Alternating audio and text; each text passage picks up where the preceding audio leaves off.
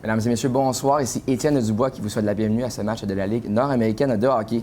Ce soir, le Blizzard Clôture Nord-Sud de Trois-Rivières reçoit la visite des Marquis de Jonquière ici même au Colisée de Trois-Rivières. Et je suis en compagnie de mon analyste, Louis-Philippe Cavanaugh. Bonjour Louis-Philippe. Salut Étienne. Louis-Philippe, on le sait, à un stade de la saison où tous les points sont importants, là, les deux équipes sont vraiment...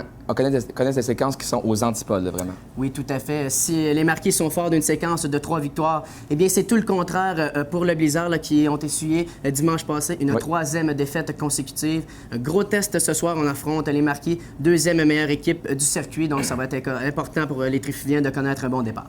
Et l'entraîneur du Blizzard, Alain Côté, pourra compter sur le retour au jeu de l'un de ses piliers en attaque, on peut se le dire, Marc-André Huot, qui, on l'espère, pourra stimuler une attaque massive qui en arrache par les temps qui courent. Oui, même s'il a été absent lors des 2 dernières semaines, eh bien Marc-André Huot qui domine toujours le circuit avec 16 buts en avantage numérique. Et c'est certain que du côté du Blizzard, on va l'accueillir les bras ouverts dans la formation puisque l'attaque massive des Trifuviens n'a pas été en mesure de faire bouger les cordages lors des 24 dernières occasions. Et finalement, le Blizzard se retrouve à seulement 1 point là, de la 4e position du classement général qui est détenu par le Cool FM 103.5 de Saint-Georges.